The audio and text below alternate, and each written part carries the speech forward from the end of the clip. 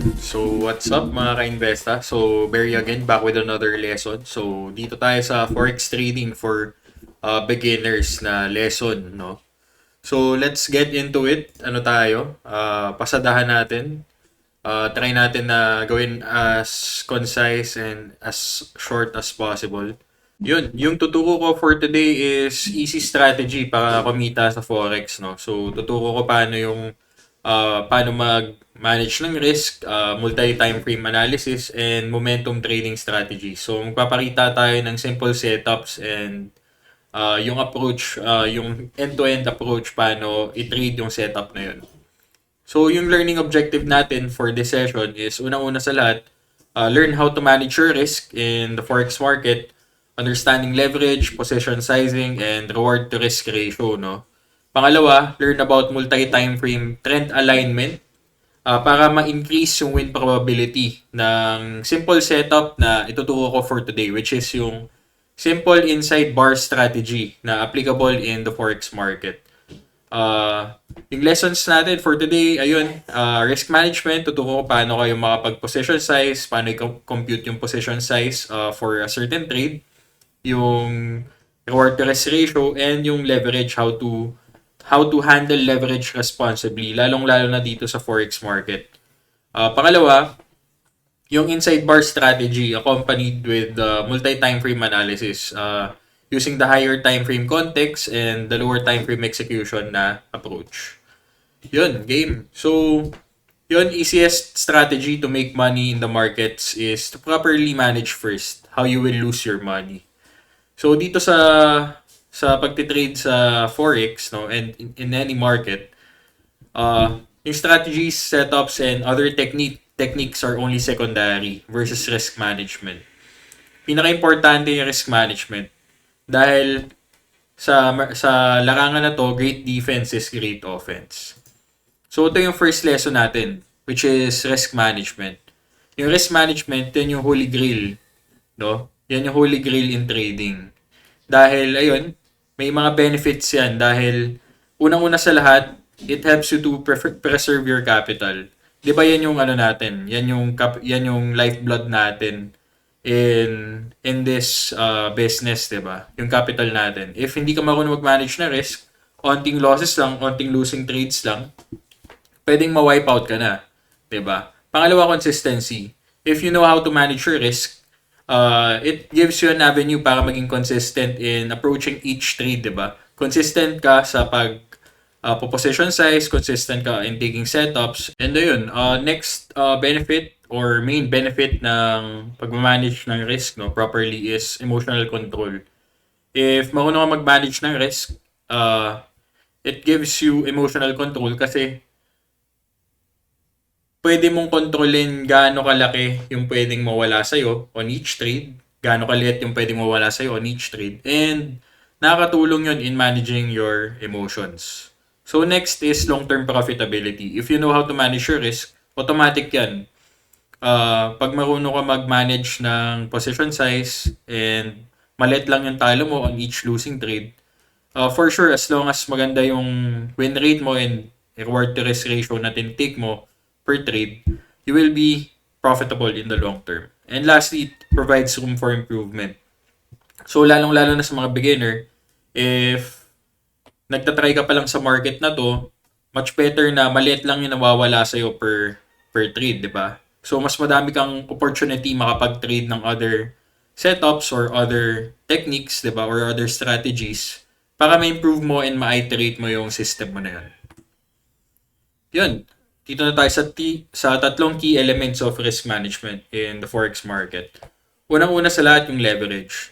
So, alam nyo naman yan sa markets, sa Forex market, binibigyan tayo ng feature ng mga broker natin ng leverage, di ba? Binibigyan tayo ng leverage. Kumbaga, pwede tayong manghiram ng capital sa kanila para ma-amplify yung returns or yung returns and then yung losses on each trade, di ba?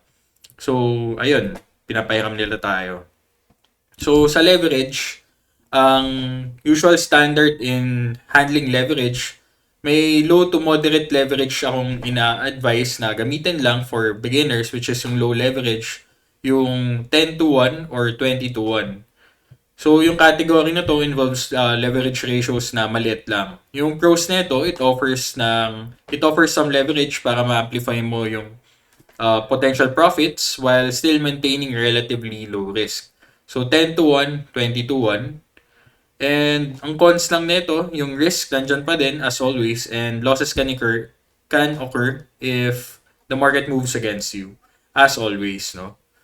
So yun, low leverage. Next is yung moderate leverage, which is yung 50 to 1 or 100 to 1. Yung category na to is nasa midpoint ng low leverage to high leverage. Yung high leverage nasa around 500 to 1, 1,000 to 1.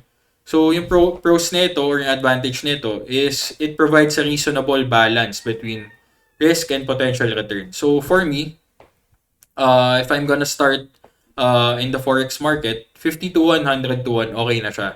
Hindi mo na kailangan hindi mo na kailangan paabutin ng 500 to 1, 1,000 to 1. Doesn't really matter.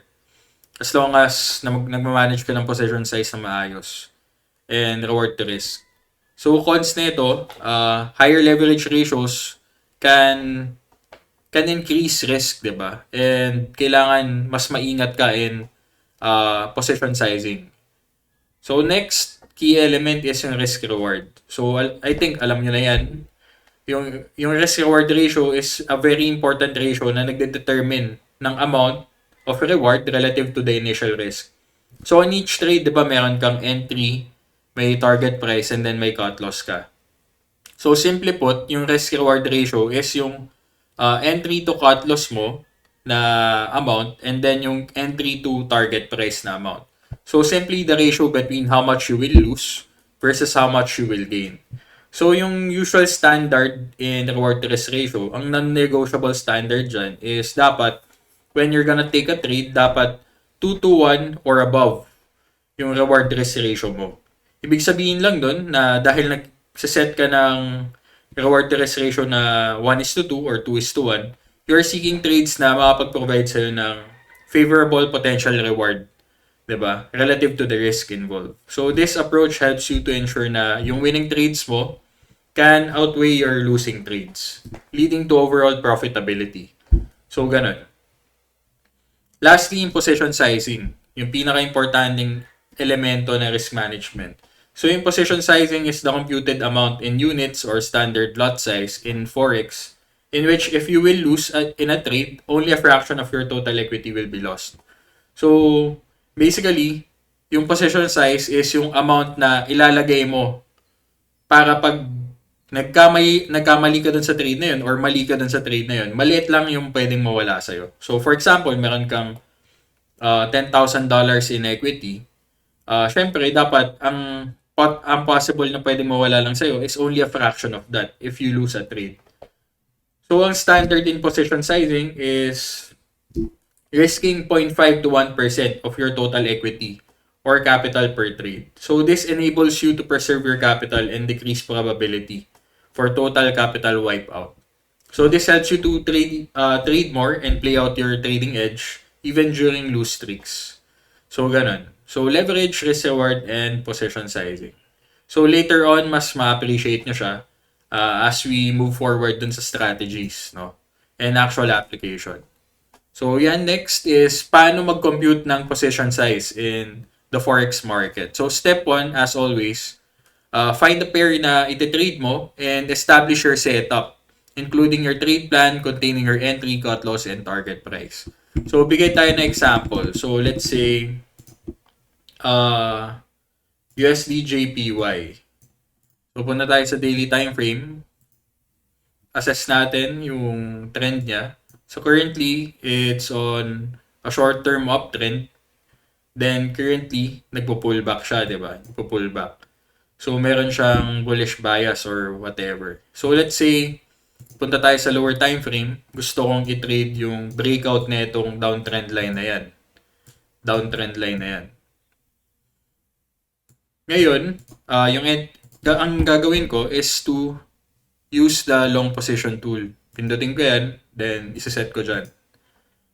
Ngayon, let's say gusto ko ang entry ko is at this level, 140.217. Stops ko is at 138.42. Target price ko is at dito. 1:1 na itong size na yan. So, kung gaano kalaki yung move na yan, most likely, ganun din yung magiging magnitude na move na pataas or yung continuation move upward. So, ang target is at 143.67. So, pwede kong gawin, i-tighten ko pa yung stops ko, gawin kong 50% na itong range na yan. Or dito sa 61832 na level. So, yan, meron na tayong entry, meron na tayong cut loss level, and then target price, di ba? So, ngayon, next step is, paano ka makapag-position size? Punta ka sa isang position sizing na tool. So, in this case, punta tayo dito sa myfxbook.com/forex-calculators/position size. So, dito, ilagay mo lang yung currency pair mo, yung account currency mo, account size, and then yung other information. So, in this case, USD JPY, yung tinitrade natin, input natin USD JPY. In this case, let's say account size is $10,000 and then risk in percentage is 1% of 10,000 USD. Pwede rin in dollar terms, di ba? $100, 1% yon ng 10,000 USD. Pwede mong gawing 50 if 0.5%, $33 if 0.33%. Pero usually, ginagawa ko 1% of my total capital ang ni-risk ko. So ngayon, may next item tayong need ilagay which is yung stop loss distance in pips. So ngayon, punta tayo dito. Based dito sa long tool, 792 pips yung nakalagay. Yan dito. Yan o, 792. 792 yung quantity. So ilagay natin dito 792. Then, yung lots is 1 lot, diba? Then, calculate natin. Ngayon, makukuha na natin yung position size na dapat nating ilagay and dapat hindi tayo mag-exceed sa 0.02 lots, diba? If in units naman, 1771, I think you're trading in units sa eToro ata. Pero in XM, MT4, MT5, any platform, in lots yung basis of position size, no? Or in terms of volume. So, in this case, 0.02 yung lot size. So, yan. Tapos na tayo. Nakapag-compute na tayo ng position size in FX, di ba? Yung last step na lang dyan is putting your position size, your entry, your cut loss, and then your target price in your platform. Di ba? So, try natin i-execute dito, USD JPY. I-apply natin dito, di ba? So, 1 hour time frame, downtrend line breakout, anticipation. So, buy on breakout yung gagawin natin. So, ito yung ano natin, entry price, 140.255. Tama ba? USD JPY. So, ano tayo? USD JPY, new order. So, demo account lang yan. So, sa mga beginners, pwedeng gawin nyo is mag-practice muna kayo with the demo account. Start with the 10,000 USD account. Then, mag-try lang kayo ng mga strategies and get familiar with the platform. So, yan. Gawin natin pending order. Buy stop. Bakit buy stop ang nilagay ko? Kasi I want to buy on the breakout at this level, which is 140.221, something like that. 140.225. So, ilagay natin yung buy stop price natin, yung profit, take profit levels natin, and then yung stops level natin. Copy-paste mo lang. Ngayon, ang next step, di ba, is to put your position size. So, in this case, ang na-compute nating position size is 0.02 lots. Di ba? 0.02. Then, double check everything. Then, place your order. Ganun. So, nakabangga na siya dito, di ba? Nakabangga na dyan yung entry mo, yung cut loss mo. and then yung target price mo nandun sa taas. So, automatic orders na siya. So, example lang yan, para lang mas maging clear paano siya in-execute step by step. Yun. So, moving forward, di ba, may ituturo akong strategy, which is yung inside bar trading strategy. So, paano ba to? Paano siya ginagamit? Basically, yung inside bar pattern or inside bar strategy is a momentum strategy, no? In which yung inside bar is smaller and within the high to low range of a mother bar. So, ito yung mother bar. And it basically takes advantage of minor consolidations or volatility contractions and anticipates a continuation of the prior move. So basically dito sa chart na to, 'di ba, nakikita natin, nagkaroon ng rally, nag-sideways, nag-consolidate, nagpahinga yung buyers and then breaks tries to break the price above the mother bar, 'di ba? So ganun. Basically, ano siya? Momentum strategy or momentum pattern. So, meron tayong rules na sinet out dito. Yung long rules or buy long rules for an inside bar trading strategy is this. Ang short rules naman is this. So, isa-isayin natin siya. So, meron tayong dalawang time frame na tinitignan. Yung execution time frame and then yung reference time frame. So, focus muna tayo dito sa long rules or yung buy long na rules for the IB strat. So, execution time frame is 1 hour time frame or 30-minute time frame. Yung reference time frame natin is the daily time frame. Pinakauna sa lahat is to check the daily time frame or yung reference time frame natin. Dapat, by rule, ang first rule is yung SMA 20 or yung moving average 20 is sloping upward and price should be above SMA 20. So kung titignan natin siya dito, so kunwari USD JPY, iset natin yung MA20 natin. So question number 1, daily time frame, 'di ba? Daily time frame. Is price above MA20? Yes. 'Di ba? Is SMA 20 sloping upward? Yes. So we are at a long zone or parang long bias on this reference time frame, 'di ba? So ganun. Next step naman is to look at the execution time frame. 1 hour time frame or 30-minute time frame in which dapat price should be above EMA 50 and EMA 50 should be sloping upward. So, yung ginagawa natin dito is we are aligning the multiple time frames, no? Yung higher time frame and then yung lower time frame. So, basically, dapat bullish yung reference time frame natin in the short term. Bullish din dapat yung natin, execution time frame natin in which doon tayo maghahanap ng inside bar setup. So, ganyan. Ganyan, di ba? Okay na tayo sa daily time frame natin. Ang next step is to look at the 1 hour time frame. So, i-on ulit natin yung EMA 50 natin. So, in this case, balik tayo dito pala, no? So, kailan ba naging goods yung yung criteria natin with the MA20? So, yan sorry na bumalik tayo. So dito sa sa point na yan. Dito nag-slope upward siya. Yan. At this point, dito yan nag-start. So pwede natin gawin is we find inside bar setups, 'di ba? During this rally. So during this part, medyo alanganin since nag-go below MA20. But basically, itong rally na yan gives you an opportunity to go long and to look for inside bar setups. So punta naman tayo sa lower time frame which is EMA 50 yung titignan natin. So in this case, ito yung natin, 'di ba? Ito yung execution time frame natin. Ang next key step is to look for inside bar patterns with at least 2 inside bars na present dun sa execution time frame.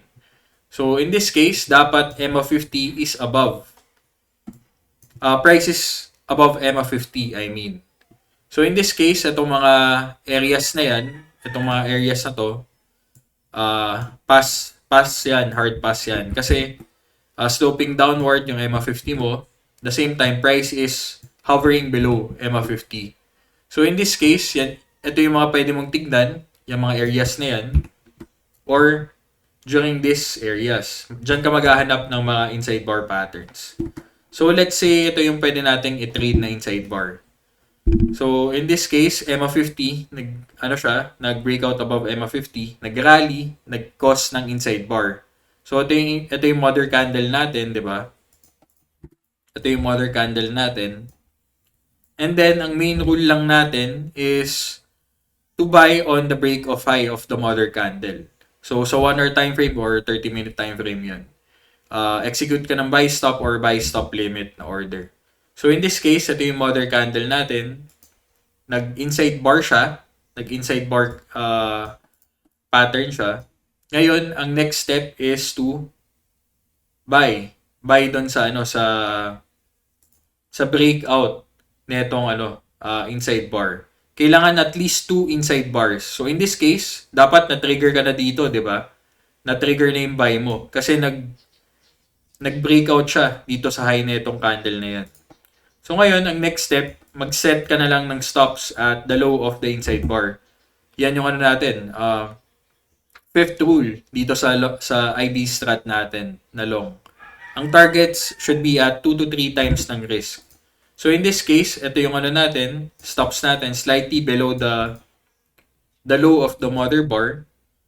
Ang next step is to set your reward, 'di ba? Yung target price mo. Tignan mo lang yan, yung risk-reward ratio, and then i-measure out mo yung 2:1 or 3:1. So kung beginner pa lang, or nag-start ka pa lang mag-trade, pwede mong gawin is 2:1 muna yung reward to risk mo. So ganun. So in this case, dito ka na pabili, stops mo is at this level, targets mo is at this price area or this price point. So in this case, nag-goods yung 'di ba? Yung inside bar setup. So ngayon, go below EMA50, so hard pass na 'yan. In this case, dito pa lang naka-out ka na. Successful successful trade siya. So ngayon, nasa tayo, 'di ba? Nasa long zone tayo, long bias zone tayo. Tingin nyo ba dito, pwede ka maghanap ng inside bar setup? Hindi.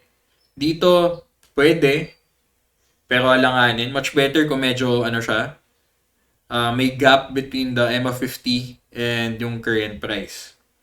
Kumbaga may momentum. Merong buyer dominance, kumbaga. So yun. Pwedeng maghanap pa tayo ng another setup in this price area. So hanap tayo ng inside bar. Okay. So far, wala, no? Okay. Kailangan green candle pala, if long bias, kailangan green candle. Pag mga ganitong inside bar, kunya red candle, medyo alanganin, much better na green candle yung hanapin mo. So sige, in this case, pwedeng ito yung natin, tignan nating setup. Yan, inside bar, green yung mother bar. So in this case, ito yung natin, magiging entry point natin, stops is at this level, is at slightly below dito sa low ng mother bar. Next step is finding your 2:1 ratio na risk reward. 2:1 at this point. Yan. So in this case, set ka lang ng buy stop dyan. Stops mo is at this level, targets mo is at this point. So, successful ulit siya. As long as naka-align yung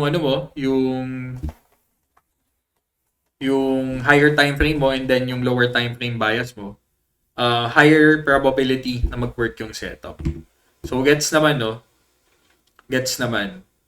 So, another thing pala, no? Yung optimal time to trade this setup during Philippine time is during 3 p.m.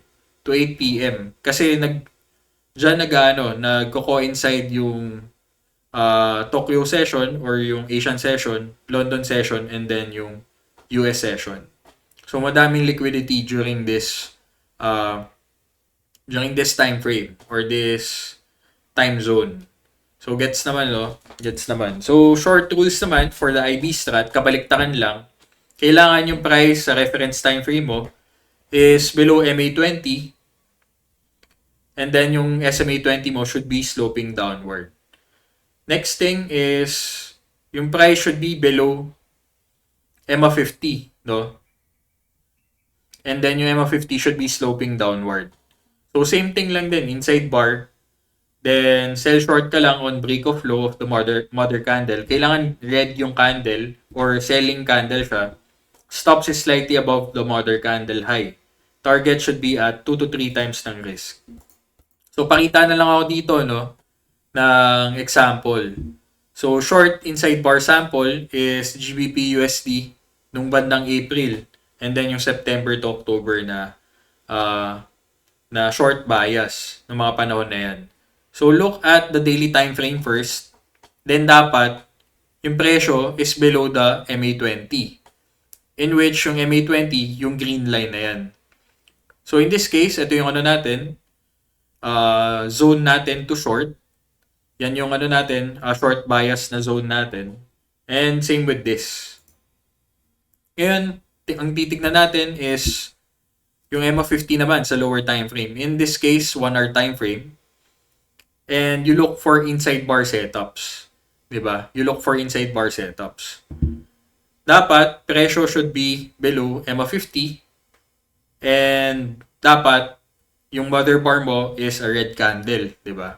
And may inside bar na nangyayari. So, in this case, ito yung short trade number 1. Yung entry point mo was at this level.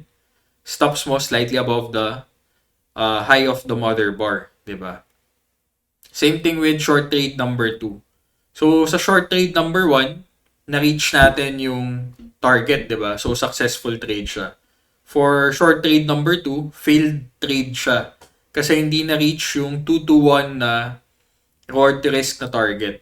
So, fail to reach target. Ideally, if na-done yung trade mo na yan, and then nag-move siya toward the bias, tapos hindi na-reach yung target, dapat iset mo na yung stops mo at the break-even.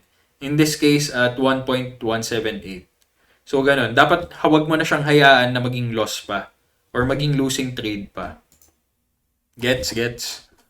So, next example was during October, September, no? So, September. So, inside bar setup, lower time frame, EMA50. Price should be below EMA50. And dapat yung inside bar natin, merong selling bias, no? Red mother bar. So, in this case, mother bar natin is a selling candle. So, set ka lang dyan na sell stop order. Stops mo is at this level. Targets mo, 2 to 1 ratio lang na target. So, ganun. Utilize mo lang yung short and long tool. Yan. Short position tool, nandito. Long position tool is nandito. So, utilize mo lang yan. Then, manage mo na lang yung risk mo by using the position size na tool. So, ganun. So, in this case, na-reach yung 2 to 1 na target natin. So, ganun. Quick session lang siya. Quick session lang na ituro sa inyo tong mga strategies na to. I hope na may natutunan kayo, no? Sa inside bar strategy natin and how to position size.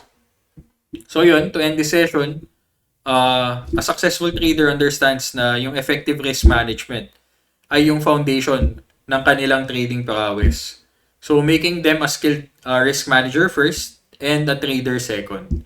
So yun, lagi kong sasabihin sa inyo na kailangan i-manage mo muna yung risk nyo bago kayo mag-focus sa mga setups, sa mga techniques, and whatnot. So, ganun. So, ito, before we end the session ulit, no, meron akong after session work na pwedeng ibigay sa inyo. Optional lang yan, pwede nyong hindi gawin. Pero sa mga nakinig today, pwede nyong gawin ay itong dalawang task na to. First task is to look for one successful inside bar setup and the following major pairs: Euro USD, GBP USD, etc. etc. So, i-apply nyo lang yung 2 to 3 is to 1 na reward to risk target. Look for one failed inside bar setup in the following major pairs. So, hindi lang dapat hinahanap po yung mga successful inside bar setups. Hanap ka din ng mga failed inside bar setups. Same thing, apply a 2 to 3 is to 1 na reward to risk target.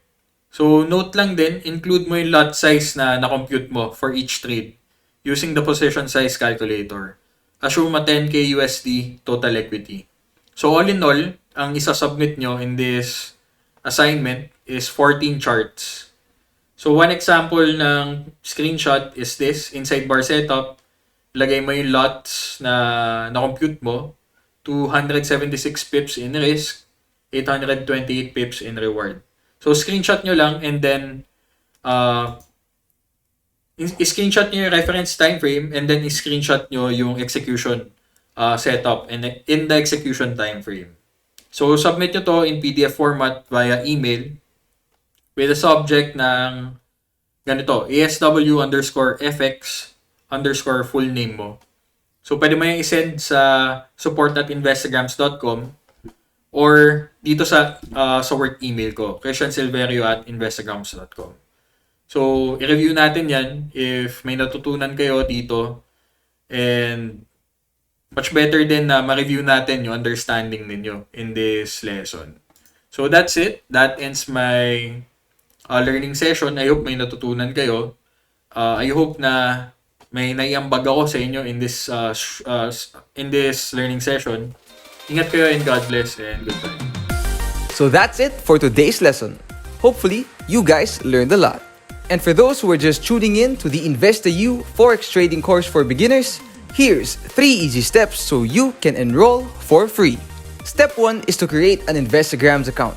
You will need an account to access the exclusive group. Step number 2 is to join our exclusive investor group on the platform. This is a place where you can ask questions directly to our educators. Step number 3 is to subscribe to our YouTube channel and follow our official Facebook page. All recorded videos of our lessons will be posted on these channels.